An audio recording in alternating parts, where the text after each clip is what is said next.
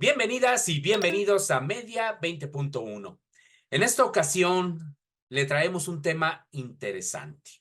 ¿Qué es el ecofeminismo y de qué manera se puede vincular o se vincula con los medios de comunicación? Porque sobre este tema casi no se habla en la radio, en la televisión, en los medios impresos o en las redes sociales. Pues bien, sobre este tema, hoy es la entrevista con una profesora e investigadora especialista en estos temas, Aleida Azamar. Ella es profesora e investigadora del Departamento de Producción Económica de la Universidad Autónoma Metropolitana en su unidad Xochimilco y con una larga historia en investigación académica, ya le decía, sobre estos temas.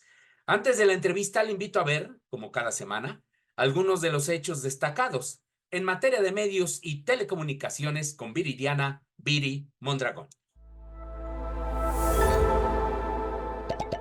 Bajo el marco del Día Internacional de la Eliminación de la Violencia contra la Mujer, el Instituto Federal de Telecomunicaciones organizó el segundo Foro Nacional de Mujeres Radialistas.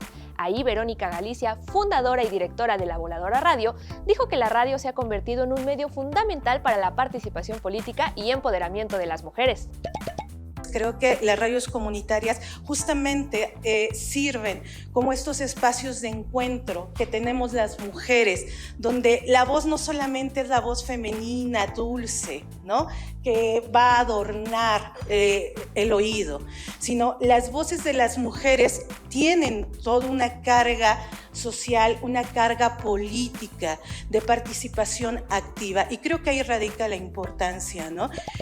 Cecilia Landín, productora y tallerista de radio, por su parte, dijo que es necesaria la perspectiva de género en los contenidos de los medios de comunicación y que hay temas relevantes en la agenda feminista. Otras reflexiones y propuestas generadas en los 2 días de actividades del Foro de Mujeres Radialistas pueden consultarse en la cuenta del Instituto Federal de Telecomunicaciones en YouTube. La Cámara de Diputados aprobó la desaparición de órganos autónomos, entre ellos el Instituto Nacional de Transparencia, Acceso a la Información y Protección de Datos Personales, el INAI, cuyas funciones serán absorbidas por la Secretaría de Anticorrupción y Buen Gobierno. A su vez, el área de competencia económica del Instituto Federal de Telecomunicaciones, IFT, y la Comisión Federal de Competencia Económica se fusionarán en un organismo técnico independiente y regulatorio que, según el diputado de Morena, Alfonso Ramírez Cuellar, cumplirá con los acuerdos del TEMEC. La minuta pasará a la mesa directiva del Senado para su procedimiento legislativo y posterior discusión en el Pleno de la Cámara Alta, en donde no se prevén cambios a la iniciativa. La presidenta Claudia Sheinbaum Pardo propuso que el Congreso de la Unión asigne al gasto en cultura parte del presupuesto que se destina a los órganos autónomos, cuya desaparición fue aprobada por la Cámara de Diputados. La titular del Poder Ejecutivo respondió así al cuestionamiento que se le hizo durante su conferencia matutina sobre que el proyecto de presupuesto 2025 prevé una reducción de 27.8% de los recursos destinados a cultura respecto al ejercido en 2024. La presidenta también explicó que la reducción que aparece en el presupuesto 2025 obedece a que en el año en curso estuvieron incorporados en el renglón de cultura los recursos para desarrollar el proyecto Chapultepec Naturaleza y Cultura, que ya fue concluido. La Cineteca Nacional fue sede de la presentación de la obra Sueños de Papel, el cartel cinematográfico mexicano de la época de oro. Editado por la Universidad Autónoma Metropolitana, el libro presenta el recorrido de los trabajos de los artistas que hicieron el diseño gráfico para ilustrar y difundir las filmaciones mexicanas realizadas en ese periodo. Para Armando Bartra, autor de esta obra que tuvo una primera impresión en el año 2010, los carteles elaborados para promocionar el cine de oro mexicano muestran lo que las y los mexicanos de esa época deseaban ser y en el fondo lo que somos. Además del análisis, la obra incluye la reproducción de 60 carteles a color realizados entre 1923 y 1957 por 20 cartelistas identificados y 6 cuya autoría no se pudo encontrar. Estas fueron algunas de las noticias más destacadas de la última semana. Volvemos con Gabriel Sosa Plata con mucha más información aquí en Media 20.1. Muchísimas gracias a Viri Mondragón por esta información y muchísimas gracias a nuestra invitada, la doctora Aleida Azamar Alonso. Ya le decía, ella es profesora investigadora ahí en la UAM, en la unidad Xochimilco. También es doctora en Economía Internacional y Desarrollo por la Universidad Complutense de Madrid. Tiene también una maestría en estudios latinoamericanos por la Universidad Autónoma de Madrid y pues es licenciada en economía en la UAM, además de que, ya le decía, tiene una obra profusa sobre estos temas. Bienvenida, Aleida. Hola Gabriel, ¿qué tal? Buenas tardes. Muchísimas gracias. Es un gusto poder estar aquí contigo y con tu público. Gracias por la invitación. Al contrario, Aleida, pues vamos a lo básico. ¿Qué es el ecofeminismo para las audiencias que todavía no están familiarizadas con este concepto? Muchísimas gracias por la pregunta, Gabriel. Agradezco tanto la invitación como esta pregunta que es sumamente interesante, ¿no? Porque como dices, generalmente no se habla de este término. Entonces, bueno, el ecofeminismo es una corriente de pensamiento, también una corriente de trabajo, ¿no? Dentro del feminismo, no vale la pena decirlo, y lo que hace es que vincula las luchas feministas con las ambientales. Entonces, entendiendo justo que la opresión, ¿no? Hacia las mujeres y hacia la explotación de la naturaleza, pues no son fenómenos separados, más bien justo son parte de un mismo sistema de dominación, ¿no? Este enfoque surge más o menos en la década de los 70 con una autora muy importante, François Duba, ¿no? Y se centraba justo este concepto o este cuestionamiento en pensar en que las estructuras de poder, ¿no? Que perpetúan tanto la explotación de los cuerpos de las mujeres, también están perpetuando los bienes naturales. Entonces, en esencia, revela cómo el patriarcado y el capitalismo pues han desarrollado una relación simbiótica que utiliza la violencia, el control y la explotación, ¿no? La explotación laboral, la explotación de la naturaleza, para mantener pues sus lógicas de acumulación y de poder. Entonces, desde esta perspectiva, el ecofeminismo pues no solamente critica los sistemas de explotación, sino también propone alternativas, ¿no? No se limita únicamente a señalar las injusticias socioambientales, sino promueve justo la acción desde la base, partiendo de las experiencias y de las resistencias cotidianas de las mujeres, ¿no? Especialmente hay una gran preocupación por las zonas rurales, indígenas, periféricas, por varias razones. Una, porque casi en toda América Latina o casi en todo el mundo, ¿no? Los efectos de la crisis socioambiental y la violencia de género se sienten con mayor crudeza. Dos, porque son zonas mucho más vulnerables, más marginadas, con mayor pobreza, ¿no? Algunas ocasiones hasta con menor educación también, ¿no? Entonces, bueno, la lucha por los derechos de las mujeres y la defensa del medio ambiente del territorio están intrínsecamente ligadas. Ambas enfrentan las mismas formas de dominación y de opresión. Y uno de los elementos más poderosos del ecofeminismo es que justo rompe con la visión tradicional y antropocéntrica, ¿no? Que separa al ser humano de la naturaleza. Entonces, desde esta postura se reconoce que la naturaleza, pues no es un mero recurso al servicio del desarrollo económico o del crecimiento económico, sino es una entidad justo con la cual tendríamos que establecer una relación de respeto y de cuidado todos los seres humanos. Entonces, es un cambio de paradigma, debe ser fundamental este cambio de paradigma, ¿no? Porque cuestiona la idea justo de que la tierra, al igual de que los cuerpos de las mujeres, pueden ser apropiados y explotados sin consecuencias. Entonces, bueno, igual nada más pongo un ejemplo así muy básico, ¿no? Ujú. Que me parece que a partir de aquí podemos desarrollar más ideas y más cosas para justo como tener claro en qué se basa el ecofeminismo o por qué se da de esta forma o qué se replantea, es la visión, me parece que es una visión que desafía el mundo, porque se ha construido, nuestra visión del mundo se ha construido con base a que pensamos que tenemos que estar creciendo económicamente todo el tiempo, ¿no? Medimos a través del Producto Interno Bruto, medimos en términos monetarios, pero además también nos han enseñado que los países que más crecen están mejor cuando no es así. Crecimiento y desarrollo no van de la mano, ¿no? Ni calidad de vida, pero también hay un problema, por ejemplo, cuando nos enseñan en economía ciertos conceptos y valorizaciones, porque nos enseñan a figuras como Robinson Crusoe, ¿no? O a Mm. quienes hayan visto la película del náufrago, o el Homos económicos también, ¿no? Y estas figuras pues se utilizan principalmente para describir a un ser humano idealizado, racionalizado, ¿no? Completamente racional, dentro del capitalismo. Entonces, estas figuras pintan justo al ser humano como un individuo aislado, Ujú. autosuficiente, racional, como ya comentaba, ¿no? Que no tiene ningún tipo de emoción, parece, ¿no? Y que justo lo que está buscando Robinson Crusoe es maximizar su bienestar material sin depender de nadie más, ¿no?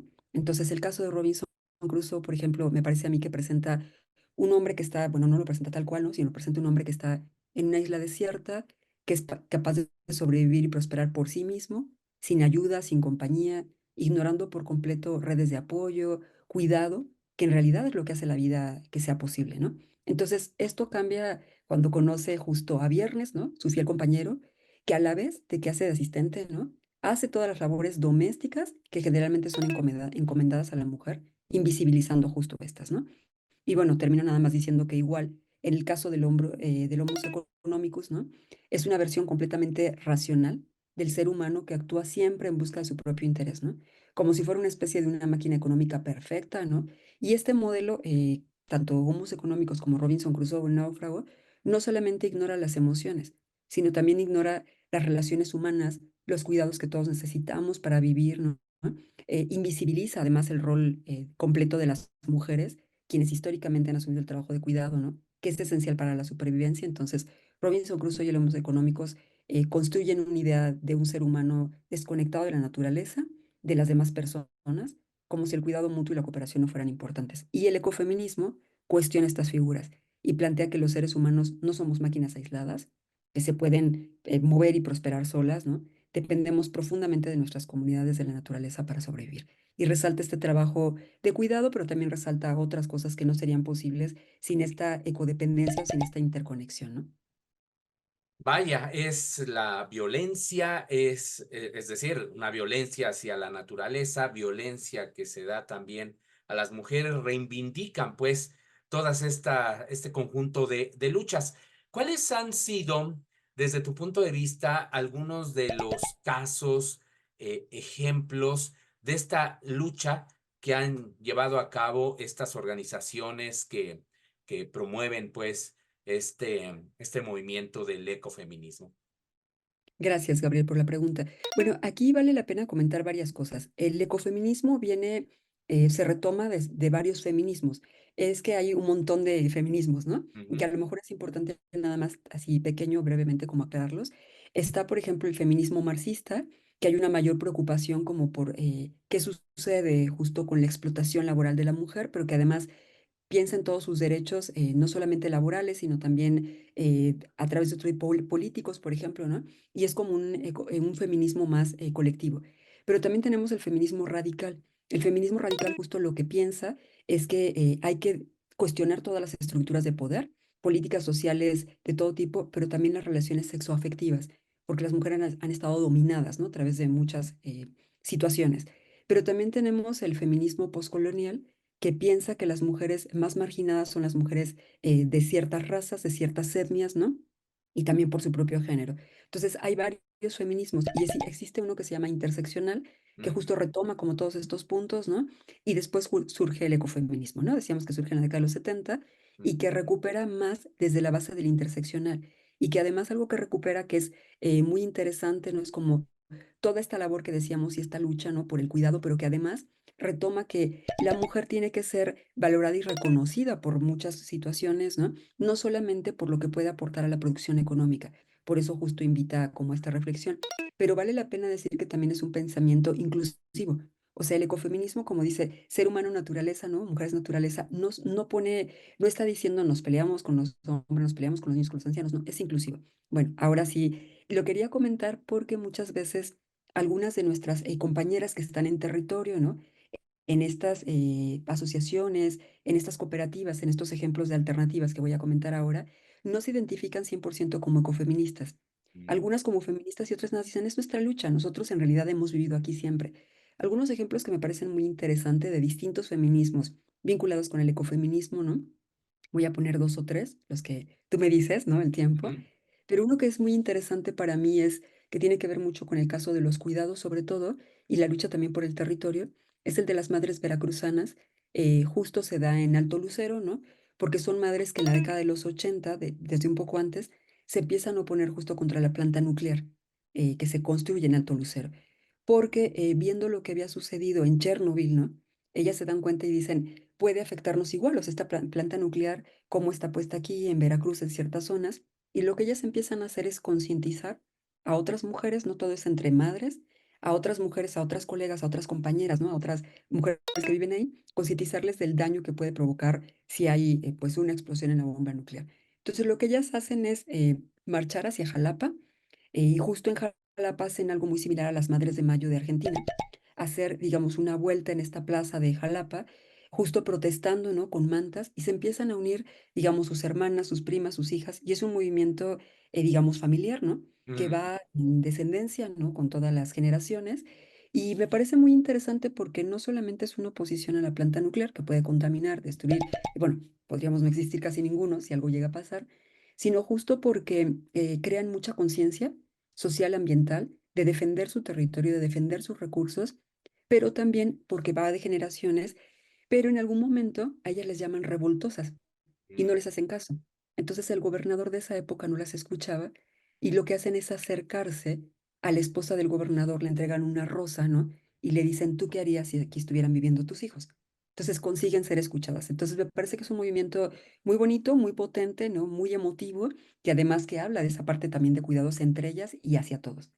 Otro que pondría como ejemplo, ¿no? ya tenemos que hacer una Sí, pausa, Aleida, pero vamos a seguir con esta entrevista en la segunda parte de Media 20.1 para que nos hable de otros casos y ahí hacemos la vinculación, como le decía, con el papel de los medios de comunicación, las redes sociales, las plataformas digitales sobre este tema. Aquí lo esperamos.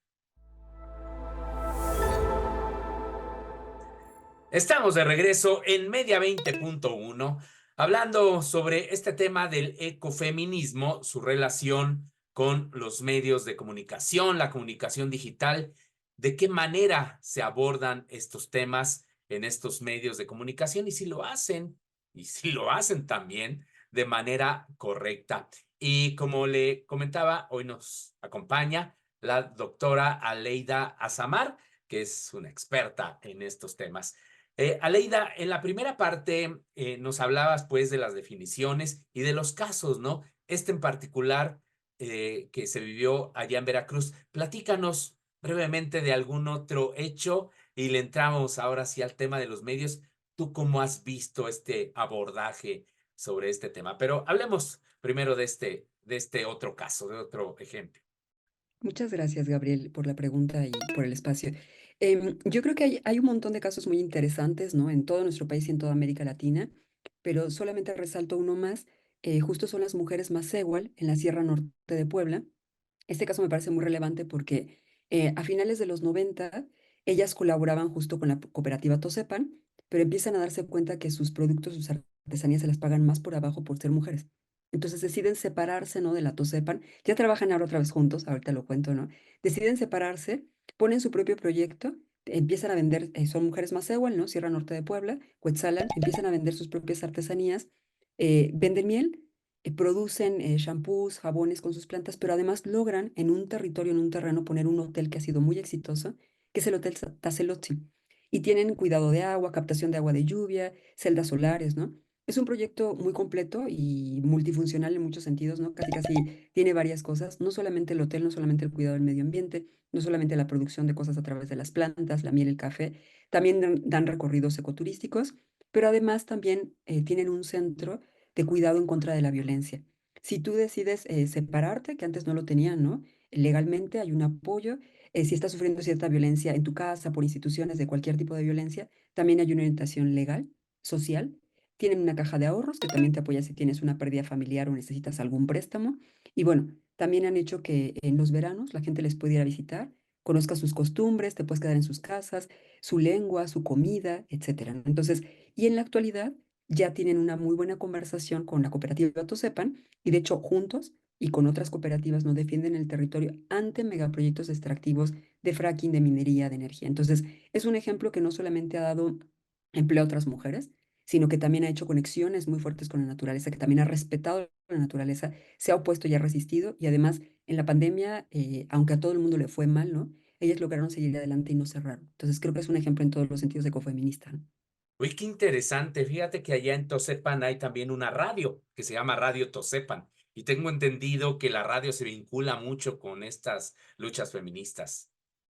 Sí, es una radio comunitaria que justo está vinculada, dan información sobre todos los megaproyectos a los que se oponen. De hecho, ellos han mapeado todo el territorio para, se adelantan y dicen, no estamos de acuerdo con que aquí haya fracking, con que aquí haya, no sé, extracción de gas, de minerales. Y justo también tienen mucha voz ahí las mujeres de ese territorio, mujeres indígenas que han logrado avanzar en muchos sentidos y que son admirables. Sí, por supuesto. Aleida, ahora, ¿tú cómo has visto la cobertura sobre estos temas en los medios de comunicación? ¿Es suficiente? ¿Es insuficiente? ¿Hay, por ejemplo, prejuicios? ¿Cómo lo has visto? Yo creo que vale la pena decir, hay varios puntos, ¿no? Aquí de por medio voy a comentar algunos Ujú, brevemente y me extiendo en el que crea que es más conveniente, pero sí son varias cosas que vale la pena poner ahí delante. No es suficiente, ¿no? Me parece que justo al ser un concepto, por varias razones, me ujú, gustaría hablar de las razones. Al ser un concepto relativamente nuevo, decíamos que se acuña en la década de los 70, ¿no? Eso pues no le ha dado mucho espacio. Ya sé que ya pasaron 50 años, pero aún así no se conoce tanto. Además, el ecofeminismo empieza en Europa. Entonces es un concepto quizá también con distintas realidades y escenarios, ¿no? Dos, algo que me parece muy interesante y que en eso voy a ahondar más adelante, es un concepto que toca intereses sobre todo de los más poderosos, de los grandes empresarios y de gobiernos, de políticos. Entonces también por eso no se le ha dado mucha cobertura. Tres, es un concepto que tampoco se ha adoptado en las realidades de las políticas públicas. Entonces eso también hace que no esté ahí, ¿no? Y bueno, cuatro, no se entiende justo lo que yo ya comentaba, que no es como en contra de los hombres. Creo que se confunde muchas veces y se piensa que justo es una cuestión de ir en contra y no va por ahí. Ahondo un poquito, ¿no? Me parece que justo suelen recibir menos atención tanto el ecofeminismo como feminismo en los medios de comunicación, ¿no? Porque justo estos movimientos, estos pensamientos cuestionan estructuras de poder profundamente arraigadas, ¿no? Promueven una crítica a los sistemas de explotación, tanto ambiental como económica, como social, ¿no? Legal también. Entonces, en general, los medios, especialmente aquellos que dependen de intereses corporativos, ¿no? Tienden a privilegiar temas que no desafían directamente los intereses de sus patrocinadores, ¿no? O de la audiencia mayoritaria. Entonces, esto ocurre también porque el ecofeminismo en particular, ¿no? Aborda la relación entre esto que decíamos, explotación de la naturaleza y opresión de las mujeres. Entonces, una conexión que muchas veces no encaja con la narrativa simplificada de noticias rápidas que prevalece justo en los medios, ¿no? Entonces, la complejidad de estos temas requiere pues un análisis más profundo que desafortunadamente no siempre genera la misma atención que otros temas más comerciales, ¿no? Además, hay un sesgo de género en la cobertura mediática, ¿no? Donde la lucha de las mujeres, especialmente aquellas en contextos rurales o en defensa del medio ambiente, se consideran menos prioritarias. Entonces, la visibilidad limitada de estos movimientos pues, refleja, a mí me parece que en gran medida, una falla de un interés de reconfigurar el modelo económico dominante o por valorar enfoques que prioricen la justicia social y ambiental de manera interseccional, ¿no? Muchas veces no se quieren compartir los espacios, ¿no? ¿Y cómo que es equitativo si estamos acostumbrados a siempre nosotros estar en cierto poder, ciertos puestos, ciertos espacios? Entonces me parece que cuestiona todo eso y esa es una de las problemáticas de que no esté tanto en los medios de comunicación. Sí, sí, sí, por supuesto. Si ya de por sí tenemos una presencia muy acotada de las mujeres en los medios de comunicación. Si de por sí casi no participan, por ejemplo, como comentaristas, analistas sobre estos temas, si tampoco son, desde el punto de vista estadístico, las que ocupan las posiciones de poder en los medios de comunicación, pues es comprensible que temas como estos no aparezcan desafortunadamente en los medios. Ahora, si se diera la oportunidad de que, por ejemplo, se tuviera una mayor conciencia del ecofeminismo en cuanto a la relevancia de abordar estos temas en los medios de comunicación, ¿podría cambiar nuestra perspectiva sobre la protección del medio ambiente? Quizá también hacer una contribución efectiva para eliminar, erradicar la violencia hacia las mujeres. Yo creo que sí, Gabriel, es muy interesante esta pregunta. Sí, creo que lo primero que tendríamos que estar visibilizando es todos los tipos de violencia que existen, que son distintos, ¿no? Justo hablar de muchos datos que a veces no se dicen. Voy a comentar algunos, me voy a Ujú. permitir comentar algunos datos, ¿no? Justo en 2023, 2024, el año que estamos, la violencia contra las mujeres en México sigue siendo un problema alarmante, ¿no? Comparto algunas estadísticas relevantes. Feminicidios. México registró un promedio de 10,5 feminicidios diarios en 2023, con estados que encabezan esto como el Estado de México, Nuevo León, Oaxaca, ¿no? En total, se han documentado más de 3,000 feminicidios al año. Además, somos uno de los países, me parece que estamos en segundo lugar después de Brasil, ¿no? Eso también es importante. Tipos de violencia que existen, que hay un montón, ¿no? Según la encuesta nacional sobre dinámica de relaciones en los hogares, ¿no? Más del 70% de las mujeres mexicanas han sufrido algún tipo de violencia a lo largo de su vida. Psicológica, económica, física, sexual, laboral, patrimonial. Bueno, te puedo contar yo Ujú, también, sí, ¿no? sí, sí. Así como, ¿no? Pero bueno, y los mayores índices de violencia se dan generalmente en el ámbito comunitario, entonces seguido por el laboral. con tasas más o menos de 22.4 y más de 20%. Entonces, si nos damos cuenta que en el ámbito comunitario hay más violencias, ¿no? Sería muy importante lo que tú dices, una, conocer estos datos, pero dos, también cómo lo relacionamos con el medio ambiente y qué está pasando y por qué se da. Bueno, aquí hay tres elementos que siempre me gusta rescatar, ¿no? Cómo es esa relación de por qué las mujeres generalmente son las defensoras y las que lo sufren más. Uno de las cuestiones importantes es justo porque las mujeres no heredan territorios. Me parece que se acaba de modificar la Constitución y apenas hizo esa modificación, pero durante muchos años las mujeres no eran ejidatarias ni heredaban el territorio. Se heredaba de hombre a hombre y no de hombre a mujer, ¿no? No a las hijas. Entonces, eso las deja sin esa fuerza, estructura, sin que la tierra sea realmente de ellas, ¿no? Dos, en muchos casos, los hombres migran, sobre todo en las comunidades más marginadas, y migran para buscar ya sea las ciudades, ¿no? O migran justo a Estados Unidos o a otros lugares para buscar mejores oportunidades de trabajo y laborales, también para seguir manteniendo a su familia. Entonces son las mujeres las que se quedan al frente de esa defensa del territorio. Tres, que me parece un dato también que es fundamental, ¿no? Las mujeres que se atreven a defender el territorio, pues son estigmatizadas, ¿no? Así como igual como el caso que te contaba como revoltosas, Sí. pero además, aquí vale la pena un dato muy importante. Las mujeres que defienden el territorio generalmente, antes de ser asesinadas o maltratadas, sufren de violencia sexual, cosa que no pasa en el caso de los hombres. Entonces hay una diferencia ahí. Claro, si estuviéramos más conscientes de esto, si pensáramos de esa forma y si además pensáramos que es muy importante el cuidado del medio ambiente, porque estamos en una crisis ecológica, se están incrementando los grados de Ujú. temperatura, huracanes en Acapulco, huracanes en Cuba, inundaciones justo en Valencia, ¿no? Si nos diéramos cuenta de eso y que son las mujeres las que salen a defender el territorio, entenderíamos mucho mejor esa conexión, ¿no?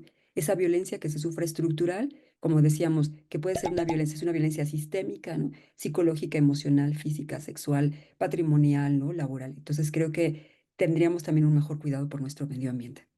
Pues muchísimas gracias, Aleida. Nos das un panorama muy completo sobre el ecofeminismo, los retos que tenemos en este terreno y sobre todo a involucrarnos también en estas luchas porque tienen que ver con el bienestar general, tienen que ver con construir un mundo mejor y esta perspectiva ayuda mucho a que pues lleguemos a un escenario de esta naturaleza. Muchísimas gracias nuevamente, Aleida, y muchísimas gracias a usted. Hasta la próxima semana.